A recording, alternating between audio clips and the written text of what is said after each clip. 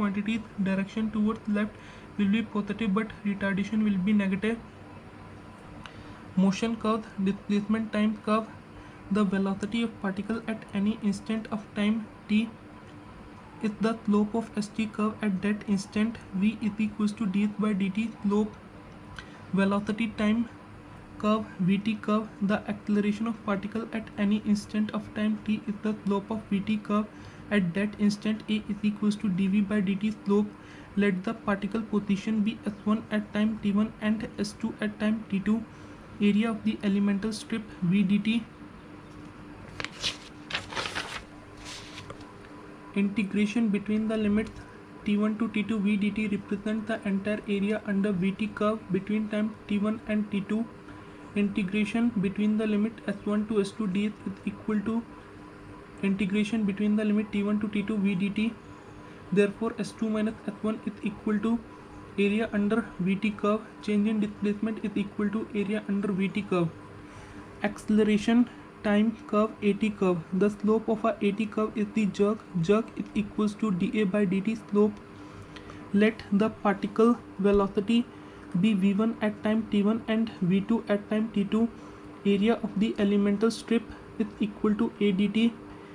Integration between the limit t1 to t2 a dt represents the area, entire area under at curve between time t1 and t2. Integration between the limit v1 to v2 dv is equals to integration between the limit t1 to t2 a dt. For finding displacement, use moment area method.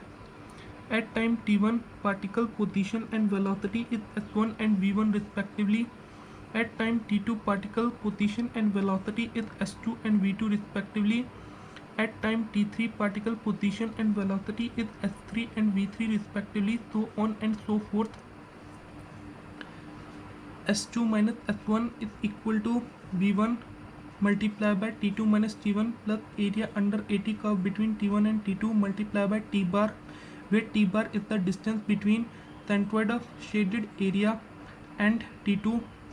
S3 minus S2 is equals to V2 multiplied by T3 minus T2 plus integration between the limit T2 to T3 a dt multiplied by T bar, where T bar is the distance between centroid of the shaded area and T3, so on and so forth.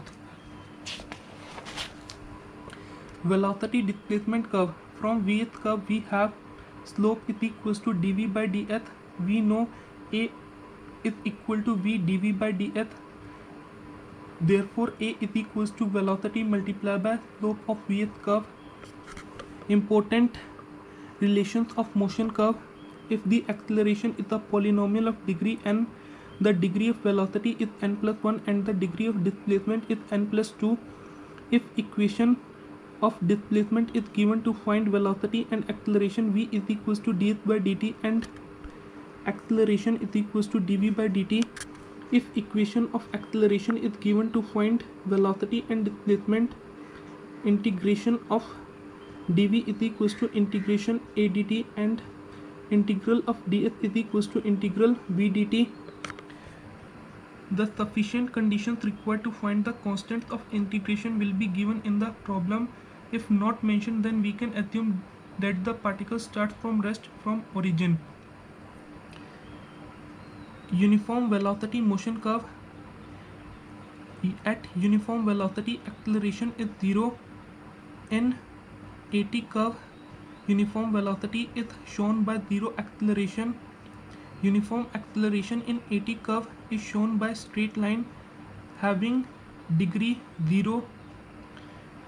Variable acceleration in AT curve is shown by straight inclined line having degree 1. Uniform velocity in VT curve is shown by straight line having degree 0. Uniform acceleration in VT curve is shown by straight inclined line having degree 1. Variable acceleration in VT curve is shown by parabolic curve having degree 2.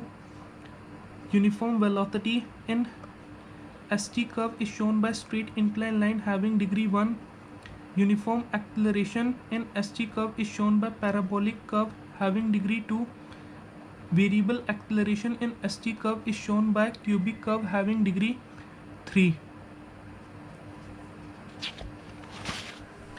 area bounded by curve a1 is equals to n ab divided by n plus 1, a2 is equals to ab divided by n plus 1, total area is equals to a1 plus a2, which is equal to a multiplied by b. n is equals to degree of curve of polynomial. एक ज़रूरी formula distance travelled in nth second is given by Sn, which is equals to u plus an minus 1 by 2a, where u is equals to initial velocity and a is acceleration. Note: if the position of a particle is 0, then the velocity must be 0. This condition is incorrect.